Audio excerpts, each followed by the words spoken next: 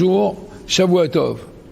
Nous sommes dans la paracha Chaye Sarah, qui est une paracha tout à fait particulière et qui va nous apprendre en réalité la détermination de l'héritier réellement du peuple juif.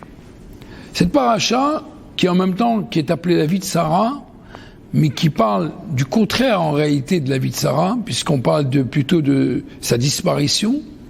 Sarah, à 127 ans, elle quitte ce monde. Et évidemment, Abraham a un fils qui s'appelle Yitzhak et il doit s'occuper pour le marier. Il est intéressant de savoir que dans cette paracha spécifiquement, on voit que dans la Torah, il y a un verset Vayakom asadeh v'amehara asherbo le Abraham lachuzat kaver me'et bnechet. Abraham Avinu, il s'est levé et il est venu, il est arrivé et il a Vayakom asadeh.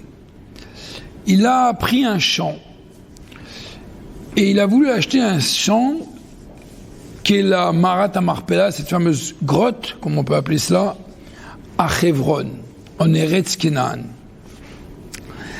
Et donc à ce moment-là, lorsque ce terrain était dans les mains de Ephron, Ephron a voulu faire kavod, honneur à Abraham évidemment, je vais te l'offrir, je vais te le donner, mais on voit qu'Abraham, dans la paracha cette semaine, il ne veut pas de cadeau.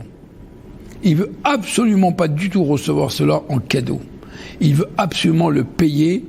Alors au début, évidemment, le prix n'était pas cher, ou du moins gratuitement, mais quand on parlait d'argent, là, Ephron, il a tout de suite compris qu'on parle de valeur importante, ou du moins Abraham Avinu lui a fait peut-être comprendre que c'est très très important. Et donc, Arba Meot Shekel, 400 pièces de Kesef, Shekel Kesef, en argent. La Torah nous dit ici que Abraham Avinu, pourquoi il a tenu réellement à acheter cette place?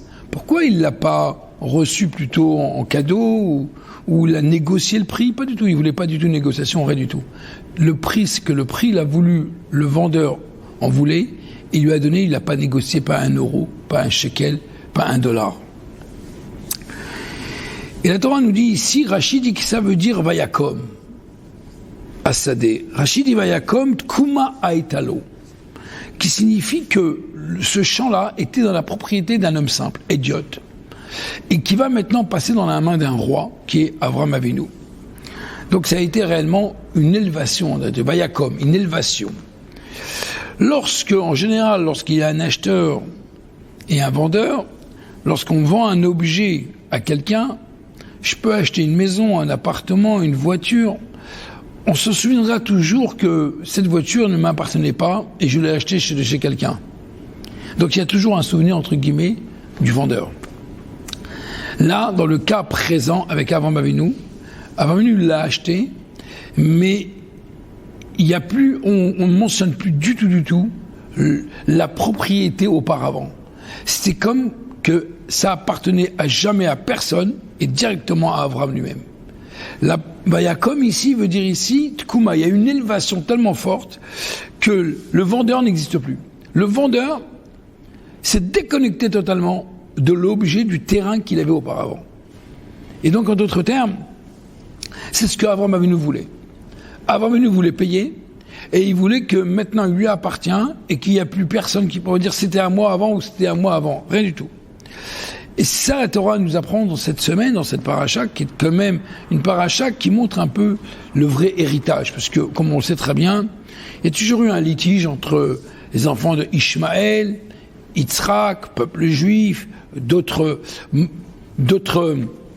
peuples dans le monde, Israël a toujours essayé de devoir toujours prouver que la terre d'Israël lui appartient. La Torah nous dit cette semaine que Abraham Avinu, il a acheté cet endroit-là pour enterrer pas Ishmaël, pour ne pas enterrer Agar, mais c'est pour enterrer Sarah, pour enterrer ensuite Abraham, Yitzhak, Yaakov, Léa, dont déjà Adam et Chava étaient enterrés là-bas.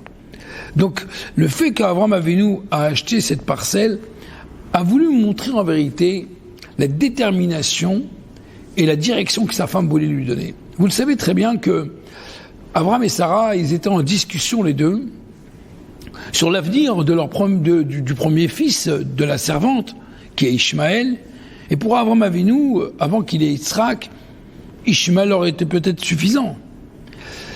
Mais en d'autres termes, Sarah, elle a montré à Abraham que non, l'héritier ce ne sera pas Ishmaël. Pas du tout.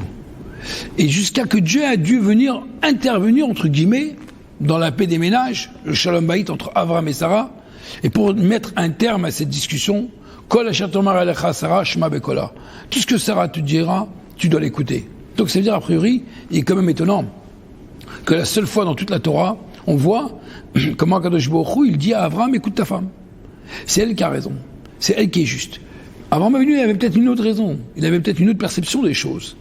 Mais ce que nous voulons montrer dans cette paracha, que les choses soient bien claires. La terre d'Israël appartient au peuple juif. À jamais. Abraham Avinu l'a acheté. Il ne l'a pas acheté pour Ishmaël. Il l'a acheté pour Sarah. Sarah, elle est loin d'être la mère d'Ishmaël, puisque c'est elle-même qui l'a renvoyé de la maison. Nous savons très bien que Marat Marpella, c'est un des 3 endroits, à part l'endroit où il est enterré Yosef à Shrem, et le Beth Amikdash, le Kotel Amaharavi, le plus proche du Beth Amikdash. Ce sont des endroits qui sont kadosh, mais qui sont kadosh même si le peuple juif n'est pas sur sa terre. Même lorsque le Beth Amikdash n'est pas là, la Gdusha, la sainteté, réside toujours.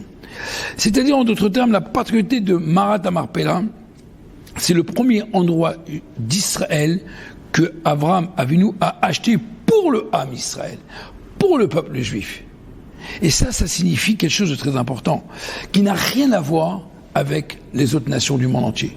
Ni Ishmaël, ni Agar, ni rien à voir avec tout ça. Donc en d'autres termes, si on réfléchit bien, Abraham et Sarah avaient comme 2 missions différentes. Abraham Avinu a été le Av Amon, le père de toutes les nations du monde entier. Tout le monde le sait très bien que le monothéisme vient d'Abraham Avinu et donc c'est le père de toutes les religions, de tous les peuples de ce monde. Mais Sarah, elle, c'est la particularité du peuple juif, Am Israël. La mère juive. C'est la femme qui a éduqué, et c'est elle qui a donné toute la puissance à Abraham. Et c'est intéressant de voir que cette chose-là se fait après que Sarah ait disparu, après que Sarah est décédée. La meilleure manière de montrer un attachement à la personne dans laquelle on est attaché, c'est pas seulement quand elle est vivante, mais même quand elle n'est pas dans le monde vivant, matériel. Abraham Avinu a reconnu que Sarah, elle a raison, et il faut que je suive ce que Sarah m'a demandé, puisque Dieu lui a demandé d'écouter Sarah. Il est intéressant de voir comment Abraham Avinu, il a pas seulement enterré Sarah à Marat Marpella, dans un lieu où les patriarches sont enterrés là-bas. On voit que dans la paracha également, que Abraham Avinu va marier son fils Yitzhak. Et il va marier son fils Yitzhak, et que la femme dans laquelle Yitzhak va prendre va continuer dans les mêmes lignées que Sarah. Comme nous savons tous qu'il y avait plusieurs miracles dans la tente de Sarah, dont les bougies de vendredi à vendredi, et dès que Sarah a quitté ce monde, les bougies étaient éteintes. Il est intéressant que dès que Rivka est venue, les bougies se sont rallumées. Tout de suite il a compris que c'est la continuité de sa femme. Il a signé le contrat. On voit également que lorsque, à la fin de la paracha, on voit très bien que tout l'héritage, Abraham Avinu l'a donné à qui? À Yitzhak. Et des cadeaux l'a donné à qui? Aux enfants de la servante. À la servante. En d'autres termes, un héritage, c'est-à-dire que c'est l'autre fils déclaré de manière officielle l'héritier absolu selon la Torah. Qui carré les chazera Yitzhak, c'est écrit. Chez Yitzhak, l'héritage du Ham Israël, du peuple juif et d'Avraham Avinu. Ce n'est pas Ishmaël.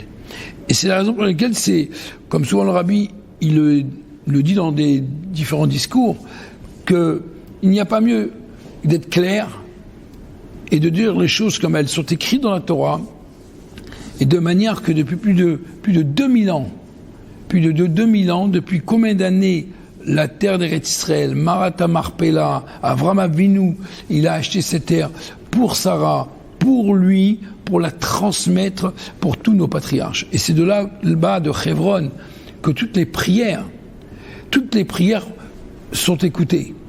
Même au Kotel, même au Beth Amikdash, lorsqu'on devait approcher un sacrifice, on attendait que le jour se lève à Hebron. Il est quand même intéressant de voir que tout se passe à Hebron, car Hebron veut dire Mechoubar, rattaché.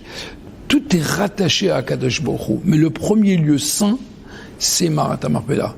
De là, on nous apprend que, dans cette paracha cette semaine, que lorsqu'un juif, il doit savoir qui il est, d'où il vient et où il va, il doit toujours savoir que son histoire est une histoire inscrite, scellée dans le marbre, dans la Torah, de manière absolue, que lorsqu'il transmet à ses enfants, il n'y a pas de doute que la terre d'Eretz HaKodesh appartient au peuple juif, et il restera toujours dans la main du peuple juif, jusqu'à que, si Dieu veut, Bezrat Hashem, très prochainement, on pourra construire le Beth Amikdash Ashlishi, le 3e temple, dans cet même endroit à Yerushalayim, avec Bezrat Hashem, et tous les bénis Israël pourront recommencer, revenir en terre d'Eretz Israël, approcher des sacrifices avec le Mashiach à notre tête.